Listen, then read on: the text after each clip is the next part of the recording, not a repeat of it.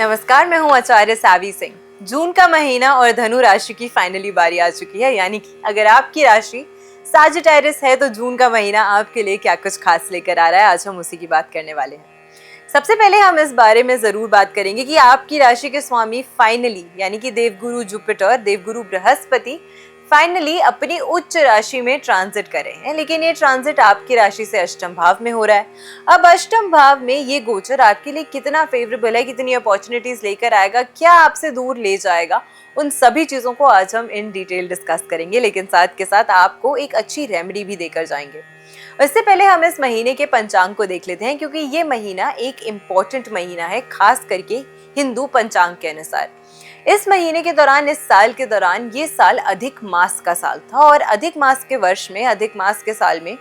जून के महीने का जो द्वितीय पड़ाव था ज्येष्ठ मास के अधिक मास का, वो शुरू हो गया। यानी कि 1 जून से लेके 29 जून तक, 1 जून से लेके 29 जून तक ज्येष्ठ मास का जो अधिक मास था उसका द्वितीय पड़ाव चल रहा है। और ऐसे में अगर हम 29 जून की बात करते हैं सबसे पहले, तो यहाँ पर ये जो अधिक मास है वो समाप्त हो जाएगा। शुक्ल पक्ष की ज्येष्ठ पूर्णिमा जो है उससे समाप्त होगा।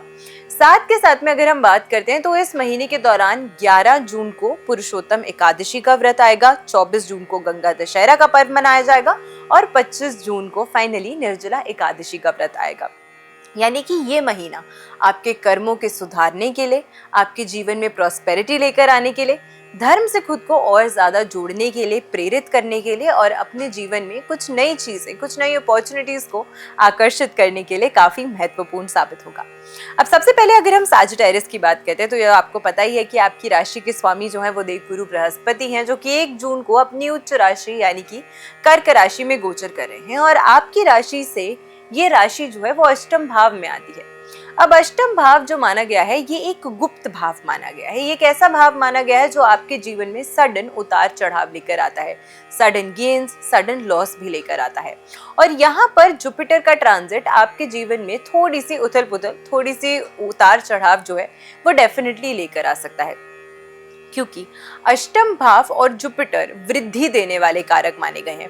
8th हाउस में नेचुरली एस्ट्रोलॉजी के अनुसार जब कोई पॉजिटिव ग्रह आके बैठता है और वो भी अपनी उच्च राशि में, तो कहीं ना कहीं ये भाव जो है वो थोड़ा सा उस भाव से आने वाली जो चीजें होती हैं या जो कैरेक्टरिस्टिक्स होती हैं उसको एम्पलीफाई करता है। और क्योंकि नेचुरली अष्टम भाव जो माना गया है ये एक मिस्टीरियस भाव माना गया है, एक गुप्त भाव माना गया है, ये आयु का भी भाव माना गया है। लेकिन साथ के साथ यहाँ पर आप देखते हैं कि कहीं ना कहीं जुपिटर जो है, क्योंकि ये रिसर्च, गूढ़ रहस्य और रिसर्च को भी देता है आपके जीवन में, तो वो लोग जो ऑकल्ट के क्षेत्र में काम करते हैं उनके लिए तो ये समय बहुत अच्छा है। लेकिन काफी सारे ऐसे लोग जो ऑकल्ट के क्षेत्र से रुचि नहीं भी रखते हैं या बिलीफ नहीं भी रखते हैं या उससे कम रेजोनेट कर पाते हैं, उन लोगों के लिए भी ये समय जो है एक नेचुरल इंक्लिनेशन का ऑकल्ट के क्षेत्र को समझने के लिए,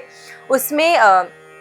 कुछ सीखने के लिए आपकी रुचि, आपके इंटरेस्ट को काफी बढ़ा सकता है। मूविंग फर्दर अगर हम बात करते हैं तो यहाँ पर देवगुरु बृहस्पति एक naturally slow moving planet consider किए जाते हैं, जो एक राशि में 1 साल के लगभग अपना समय जो है वो स्पेंड करते हैं। लेकिन इस वर्ष क्योंकि अतिचारी है तो एक राशि से दूसरी राशि में बहुत कम शॉर्ट स्पैन में ट्रांजिट कर रहे हैं, जिसकी वजह से 4 महीने मिथुन में, 4 महीने कर्क और फिर लास्ट क्वार्टर में आप देखेंगे कि वो फाइनली जो है वो सिंह राशि में यानी कि लियो में ट्रांजिट कर जाएंगे पोस्ट 31 अक्टूबर। सो ऐसे में जब अतिचारी होकर देवगुरु बृहस्पति एग्जॉल्टेड होते हैं अष्टम भाव में, तो ये समय बहुत इंपॉर्टेंट है आपके लिए, आपकी इन्वेस्टमेंट्स को प्लान करने का। लॉन्ग टर्म इन्वेस्टमेंट्स में पैसा आपको काफी बढ़ोतरी देकर जा सकता है। खास करके सोना, चांदी, कॉपर में पैसा इन्वेस्ट करने से आपको काफी लाभ मिल सकता है। इस महीने के दौरान production related, manufacturing related fields में अगर आप अपना पैसा निवेश करते हैं, लगाते हैं, तो काफ़ी लाभ या काफ़ी रिटर्न आपको देकर जा सकता है। बट ऑन द कॉन्ट्री, अगर आप क्विक रिच स्कीम्स में जल्दी पैसा कमाने वाली या इंट्राडे ट्रेडिंग में, स्विंग ट्रेडिंग में अपना पैसा जो है वो लगाते हैं, तो उसमें कहीं ना कहीं ये पॉसिबिलिटी होती है कि आपको लॉस भी बेयर करना पड़े। तो उस लिहाज से ये समय जो है वो आपके लिए थोड़ा सतर्क रहने वाला साबित हो सकता है। अगली बात अगर हम करते हैं तो इस महीने के दौरान आपकी राशि से पंचम भाव, फिफ्थ हाउस, जो कि प्लानिंग का भी भाव है, रिलेशनशिप्स का भी भाव है, अगर आप मैरिड हैं, आपके बच्चे हैं, तो आपके बच्चों के साथ आपके रिलेशनशिप का भी भाव माना गया है। तो यहाँ पर इस भाव से मंगल गोचर कर रहा है। मंगल नेचुरली जब आपके फिफ्थ हाउस से ट्रांजिट करता है तो आपकी फाइनेंशियल प्लानिंग में कुछ बोल्ड चेंजेस, या बोल्ड हम कह सकते हैं कि कुछ डिसीजंस जो हैं वो दिलवाता है। अब ये बोल्ड डिसीजंस आप कितना सोच समझ कर लेते हैं और कितने सारे डिसीजंस जो हैं वो आपको एक विपरीत दिशा में ले जाते हैं, ये सोचना आपके लिए महत्वपूर्ण रहने वाला है इस महीने के दौरान। तो इसीलिए ज़्यादा एक्सपेरिमेंटेशन इस महीने के दौरान मत कीजिएगा, क्योंकि अष्टम भाव से गुरु और पंचम से मंगल का जो ट्रांजिट होता है ये काफ़ी बार जल्दबाजी में, हड़बड़ी में, बिना सोचे समझे या एक शॉर्ट गेन को अपने माइंड में रखते हुए जो है वो व्यक्ति जो है अपना पैसा, अपना इम्पोर्टेंट हार्ड अर्न मनी जो है वो कहीं पर निवेश कर देते हैं और फिर उसके बाद उनको कहीं ना कहीं इसका खामियाजा जो है वो भुगतना पड़ता है। अब आपकी इंडिविजुअल कुंडली में पंचम और अष्टम भाव या नवम भाव कितना अच्छा है ये डिटर्मिन करता है कि आपको इसका कितना ज़्यादा फायदा या नुकसान होगा। बट जब किसी राशि पर ऐसा प्रभाव पड़ता है और जो राशि आपके चंद्र या लग्न की राशि होती है, तो कहीं ना कहीं इन सभी ट्रांजिट का भी जो प्रभाव होता है ज्यादा या कम आपके जीवन में भी देखने को मिलता है। मूविंग फर्दर अगर हम बात करते हैं, पंचम भाव से जब मंगल का गोचर होगा तो लव रिलेशनशिप्स में आपकी रुचि जो है वो काफी बढ़ सकती है, इंटरेस्ट काफी बढ़ सकता है। साथ के साथ इस समय के दौरान आपके फ्रेंडशिप्स में, आपके रिलेशनशिप्स में आपकी जो अट्रैक्शन है टुवर्ड्स योर पार्टनर वो भी बढ़ती हुई नजर आएगी। जो बच्चे एजुकेशन की फील्ड में हैं, इस समय के दौरान उनका फोकस जो है वो लैक करते हुए नजर आएंगे। तो इसी वजह से अपने फोकस को अच्छा करने के लिए, स्पेशली वो बच्चे जो एग्जाम्स लिखने वाले हैं, किसी कंपेटिटिव फील्ड के लिए प्रिपेयर करें, कोई कंपेटिटिव एग्जाम आ रहा है, तो उन लोगों के लिए तो खास करके ये समय जो है वो अपनी फोकस को अच्छा करने के लिए, बेटर करने के लिए काफ़ी ज़्यादा इम्पोर्टेंट साबित हो सकता है। इस महीने अगर हम बात करते हैं तो आपके सप्तम भाव में जो प्लैनेट्स के ट्रांजिट्स हैं या जो प्लैनेट्स के इन्फ्लुएंस आ रहे हैं वो आपके लिए विवाह के योग को काफ़ी प्रबल करते हैं और पार्टनरशिप्स में भी आपको काफ़ी ज़्यादा फायदा या काफ़ी ज़्यादा लाभ जो है वो देते हुए आपको डेफिनेटली नजर आएंगे। केतु की प्लेसमेंट की वजह से आपकी आध्यात्मिक रुचि जो है इस महीने के दौरान आप देखेंगे कि बढ़ती हुई नजर आएगी। जैसा मैंने पहले भी बताया कि ऑकल्ट में आपकी रुचि बढ़ सकती है, रिलीजियस इंक्लिनेशंस आपको हो सकती हैं, किसी रिलीजियस एक्टिविटी में या किसी पिलग्रिमेज पे आप जा रहे हैं, इस तरीके के आपके जो सोच हैं वो होते हुए या परिवर्तन आते हुए आपको डेफिनेटली देखने को मिलेगा। लेकिन कहीं ना कहीं ये एक डिलेड सक्सेस का भी एक रीज़न जो है वो साबित हो सकता है, यानी कि जो कार्य आप कर रहे हैं या जिसमें जितनी जल्दी वृद्धि, जितनी जल्दी आप उसमें प्रमोशन, जितनी जल्दी रिजल्ट्स की आशा आपको है,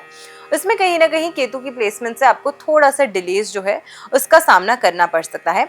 ट्रैवलिंग से आप देखेंगे कि इस महीने के दौरान आपकी नेटवर्किंग जो है वो काफ़ी अच्छी होती है, लोगों के साथ उठना बैठना अनएक्सपेक्टेडली, आप शायद हो सकता है अपनी फैमिली के साथ ही ट्रैवल कर रहे हैं, लेकिन वहाँ पर आपकी किसी ऐसे व्यक्ति से मुलाकात हो जाए जो आपके बिजनेस के लिए, आपके काम के लिए, आपकी प्रोफेशनल लाइफ के लिए, आपको आपके जीवन में प्रोफेशनल ग्रोथ के लिए कोई नई अपॉर्चुनिटी जो है वो ऑफर कर दे। तो एक सडन सरप्राइज की तरह आपके लिए ये जो समय है वो आ सकता है। तो इन सभी हालातों के अंदर भी अगर आप ब्राइटर साइड पे देखते हैं तो कुछ सडन अपॉर्चुनिटीज जो है वो आपके जीवन में एक लाइफ चेंजिंग टर्न जो है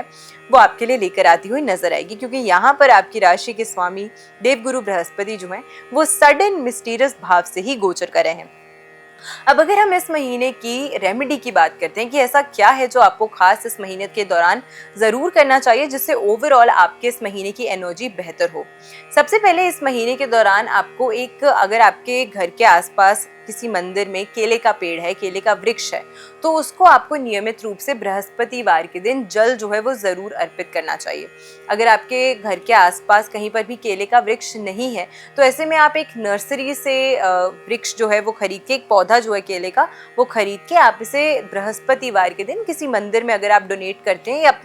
अपने हाथों से आप उस मंदिर के आंगन में इसे प्लांट करते हैं तो ये आपके जीवन में ढेर सारी पॉजिटिविटी जो है वो लेकर आएगा। तो मैं आशा करती हूँ कि एक छोटी सी रेमेडी आप जरूर करेंगे इस महीने के दौरान। और अगर आज की वीडियो आपको पसंद आई होगी तो ज्यादा से ज्यादा लोगों तक वीडियो को शेयर जरूर कीजिएगा। आने वाली वीडियो का इंतजार कीजिएगा जिसमें हम बात करेंगे कि मकर राशि वालों के लिए जून का महीना क्या कुछ खास लेकर आ रहा है। तब तक अपना ख्याल रखिए, अपनों का ख्याल रखिए। नमस्कार, जय माता दी।